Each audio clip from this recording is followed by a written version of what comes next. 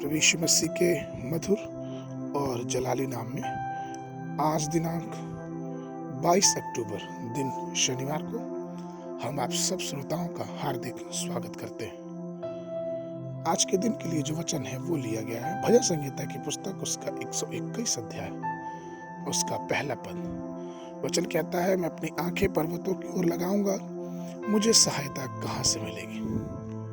प्रियो, क्या आपको मालूम है कि जब कभी भी आप जोर से प्रार्थना करें तो सिर्फ ऐसी प्रार्थना प्रार्थना एकमात्र रूप से नहीं समझना चाहिए, बल्कि उत्सुकता या फिर एक लगन से प्रभु की ओर देखना भी एक प्रार्थना का रूप है। राजा दाऊद ने न तो मनुष्यों के अनुग्रह की ओर दृष्टि की और न उनके चेहरों पर वो देखता रहा और न किसी अधिकारियों को देखा, न किसी धनवानों की ओर उसकी दृष्टि गई। उसकी आंखें हमेशा ही परमेश्वर की तरफ लगी रहती थी, जो आकाश और पृथ्वी का रचने वाला है।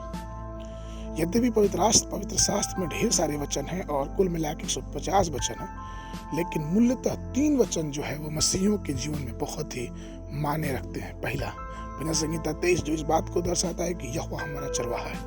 भजन संहिता 91 जो इस बात को दर्शाता है कि परमेश्वर की उपस्थिति में रहने की सुरक्षा और गढ़ परमेश्वर हमारा है। भजन संहिता 121 जो इस बात को दर्शाता है कि परमेश्वर हर समय अपने लोगों की मदद के लिए तत्पर और तैयार है। ठीक इसी प्रकार से आप परमेश्वर पिता से प्रेम और पराक्रम और दृढ़ता की उपेक्षा कर सकते हैं। प्रभु यीशु मसीह से उसकी दया जो कि कलवरी क्रूस से उसके लहू के द्वारा हमें और आपको मिलता है, उस लहू के द्वारा हमें और आपको परमेश्वर पिता से मिलाता है जब उस लहू के छुटकारे की सामर्थ्य पर विश्वास करते हैं। और तीसरा, पवित्र आत्मा जो हमें अपने वरदानों, अभिषेक और अपने उपहारों से भरता जाता है।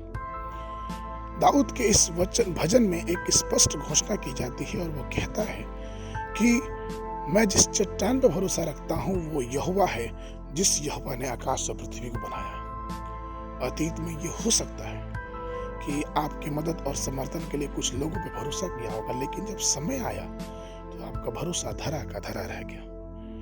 आपका विश्वास मजबूत नहीं हुआ, विफल हो गया, क्योंकि आपके विश्वास की जो नींव थी, जो चट्टान पे आपने विश्वास किया था, वो नींव रहित थी। परंतु यहोवा आज भी हमसे कहता है, यशायाह नबी की पुस्तक उसके 54 के 10 पद में, चाहे पहाड़ हट जाए और पहाड़ियां टल जाए, तो भी मेरी करुणा तुम पर से कभी ना हटेगी और मेरी शक्ति में वाचा ना टलेगी। यहोवा जो तुझ पर दया करता है उसका यही वचन है। सो परमेश्वर में प्रिय लोगों, आप किस पर भरोसा करते हैं? क्या आप अपना विश्वास मनुष्य पर या यहोवा पर रखते हैं, नाशवान वस्तुओं पर या प्रभु पे जिसकी दया कभी समाप्त नहीं होती? बाइबल अध्ययन के लिए भजन संहिता की पुस्तक उसका 125 अध्याय 2 पद। जिस प्रकार यरूशलेम के चारों ओर पहाड़ है, उसी प्रकार यहोवा अपनी प्रजा के चारों ओर अब से लेकर सर्वदा तक बना रहेगा। बाइबल अध्ययन के लिए यशायाह नबी की पुस्तक उसका 65 और 66 अध्याय, संध्या के समय पहला तीमुथियुस की पत्री उसका 2 अध्याय। परमेश्वर आप सबको बहुतायत की आशीष देने पाए।